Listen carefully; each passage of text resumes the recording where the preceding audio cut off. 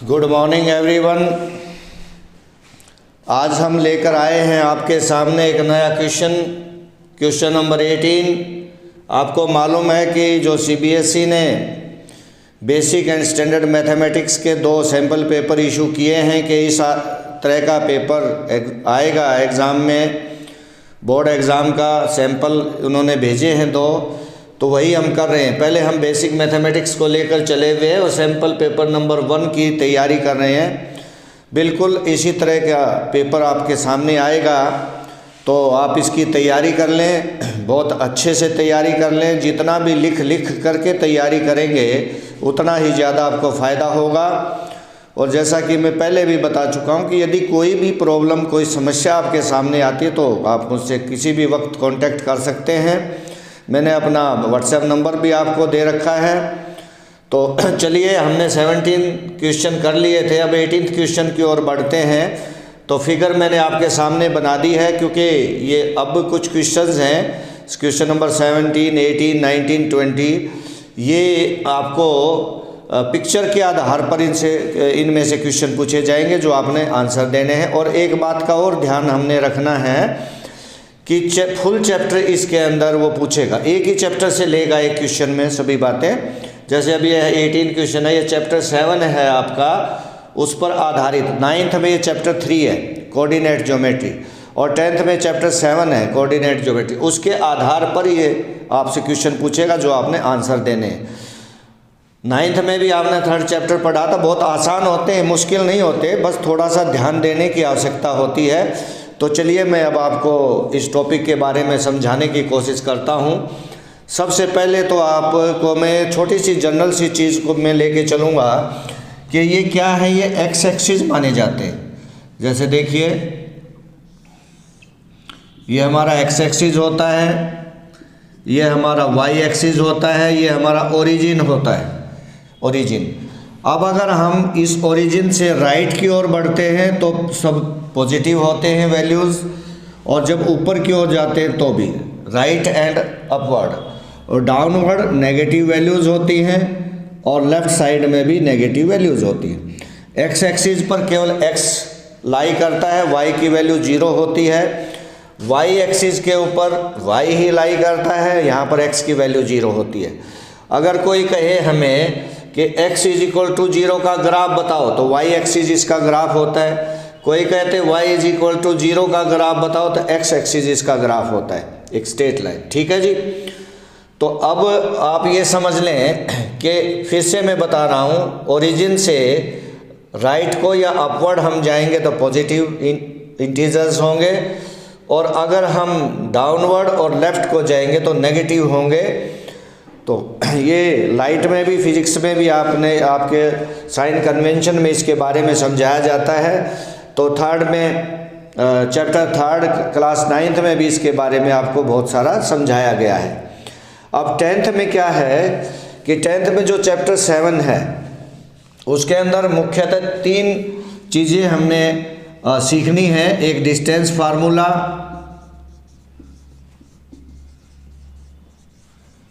दूसरी चीज़ इसमें हमने सेक्शन फार्मूला सीखना है,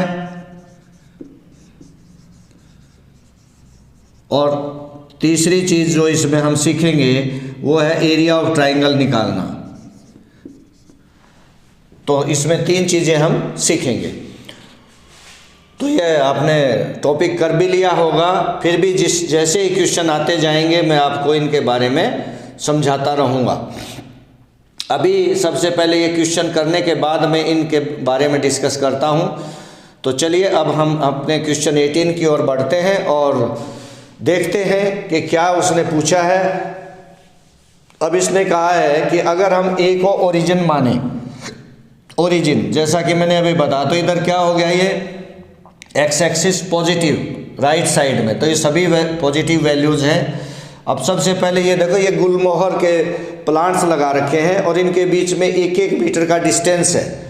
क्या है, ये प्लांट्स हैं, गुलमोहर प्लांट्स लगा रखे हैं यहाँ पे।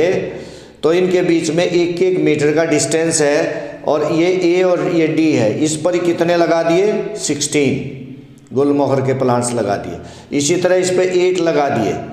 ठीक है जी। और इनके बीच का डिस्टेंस कितना, 1 मीटर, जो मैं बता चुका हूँ। तो ये कहता है सबसे पहले कि अगर मैं ए को ओरिजिन मानूं, अगर मैं ए को ओरिजिन मानूं तो ए के कोऑर्डिनेट्स क्या होंगे, कोऑर्डिनेट्स ऑफ ए क्या होंगे। अब अगर इसने ए को ओरिजिन मान लिया तो ओरिजिन के कोऑर्डिनेट्स 0 0 होते हैं, वहाँ एक्स भी 0 होता है और वाई भी 0 होता है, तो क्या हो जाएंगे इसके 0 0।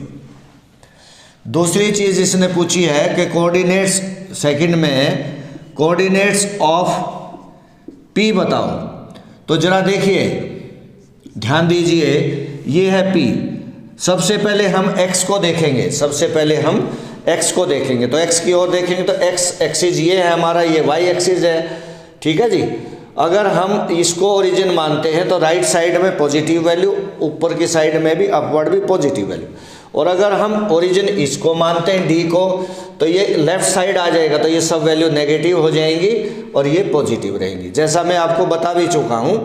अब p के कोऑर्डिनेट्स देखिए, p पहले x को देखो, ये x एक्सिस है, x कितना है यहाँ पे देखो 4 कितना हो गया 4, और इधर कितना हो गया 6, तो कोऑर्डिनेट्स ऑफ p हो गए 4 और 6।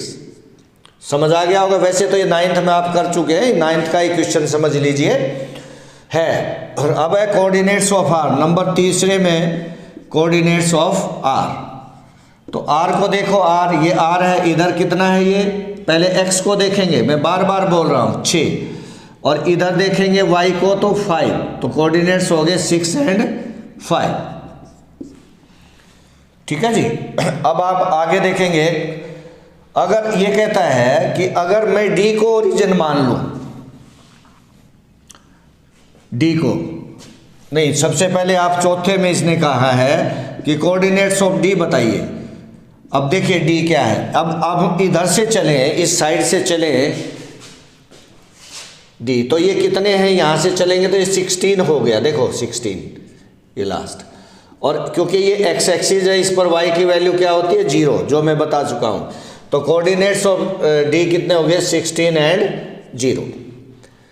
अब ये कहता है, इसके बाद हमने 4 ही ऑप्शन करने हैं, ये 5 सब पार्ट है इस क्वेश्चन में, 5 में से कोई 4 करने हैं, और ये 4 मार्क्स का क्वेश्चन रहेगा, क्योंकि 5 पार्ट्स हैं, करने हैं कितने 4 आउट ऑफ 5, तो एक मार्क का 1 है, तो ये 4 हो गए। कोई भी 4 हम कर सकते हैं, 4 हमने कर लिए, फिर भी हम आगे बढ़ेंगे, 5वां भी आपको समझाने की कोशिश करते हैं। ये कहता है कि अगर मैं d को ओरिजिन मान लूँ तो ये 0 0 हो गया, तो फिर कोऑर्डिनेट्स ऑफ p बताइए। अगर d को, कहता है मैं d को अगर ओरिजिन मान लूँ तो कोऑर्डिनेट्स ऑफ p बताइए। अब अगर वो ओरिजिन है तो लेफ्ट साइड में नेगेटिव वैल्यू हो जाएंगी। अब देखियो, इधर पहले x एक्सिस, इधर देखिए कितना है 4, पर उधर से आएंगे तो ये कितना हो जाएगा 12 -12, क्योंकि माइनस होगा, लेफ्ट साइड में है d से, और ऊपर कितना है ये 6, ये 6 ही रहेगा।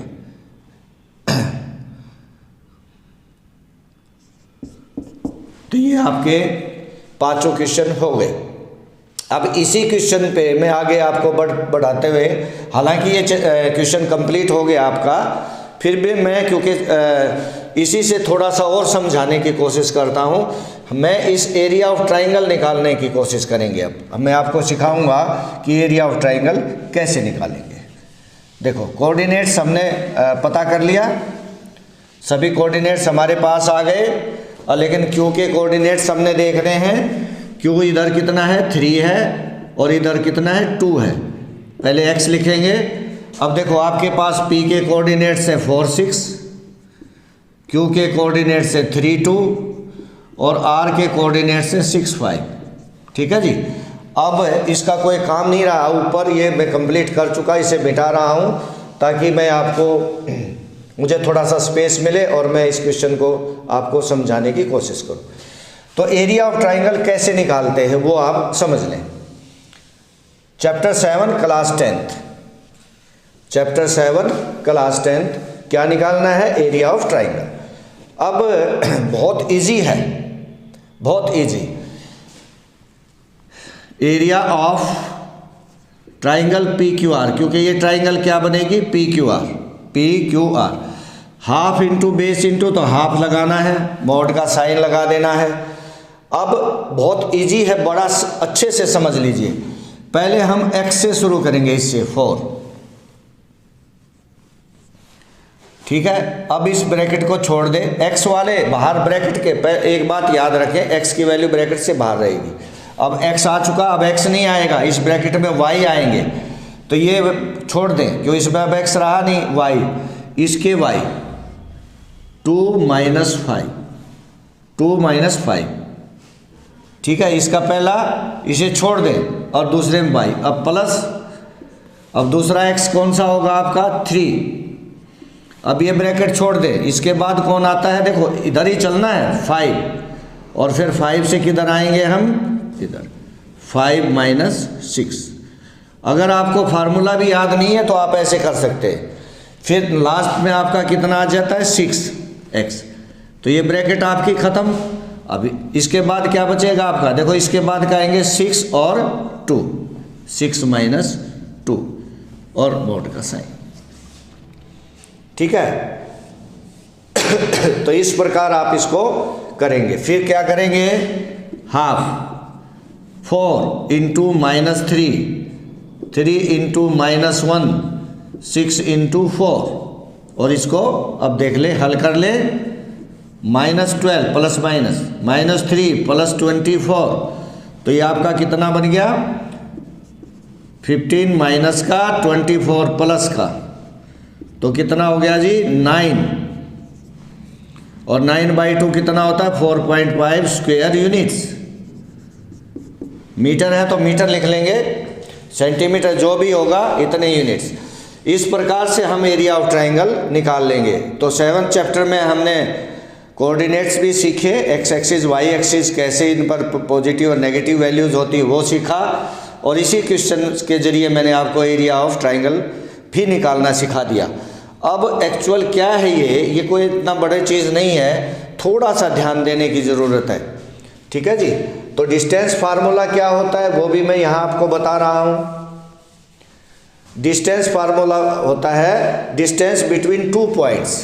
डिस्टेंस बिटवीन, मान लो एक पॉइंट ये है, इसके कोऑर्डिनेट्स है x1 y1, दूसरा पॉइंट आपका मान लो ये है Q, इसके कोऑर्डिनेट्स होंगे x2 y2। इनके बीच की जो लेंथ है या इनके बीच का जो डिस्टेंस है वो कैसे निकालेंगे उसका फार्मूला। तो इसका बहुत आसान सा है।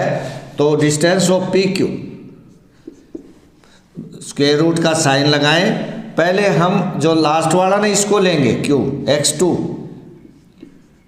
माइनस x1, पहले xy plus y2 minus y, ये आपका डिस्टेंस फार्मूला है।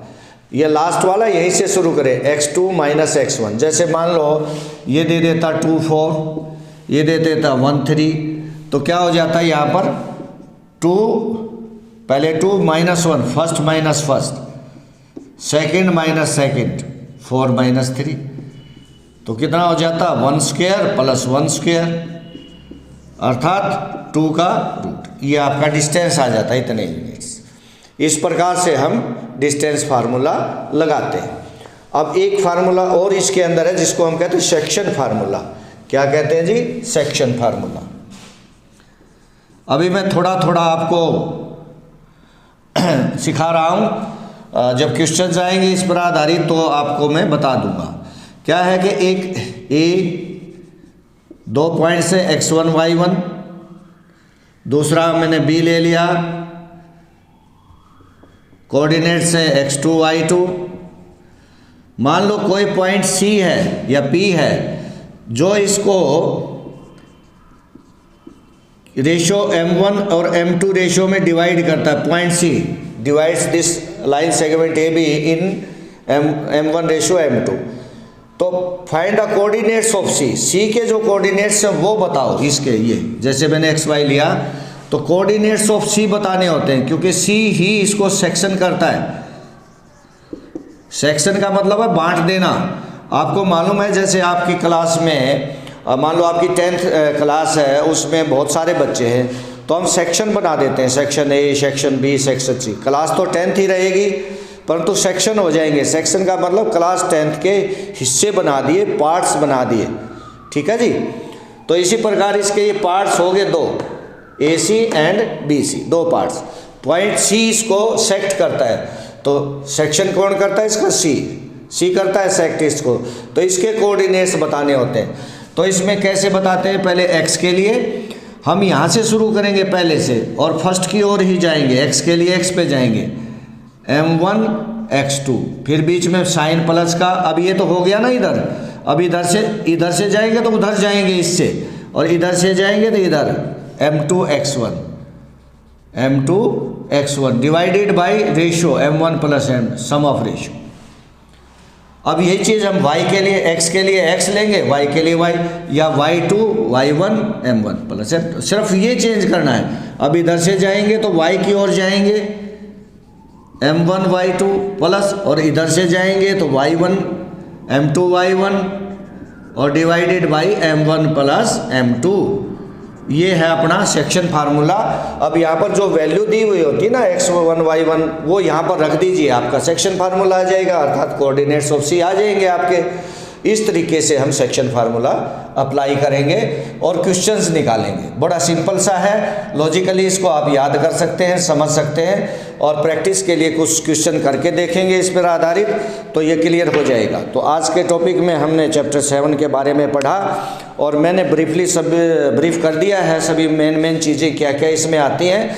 अब नेक्स्ट जैसे भी क्वेश्चंस आते रहेंगे तो मैं आपको समझाता रहूँगा। Thank you, have a nice day.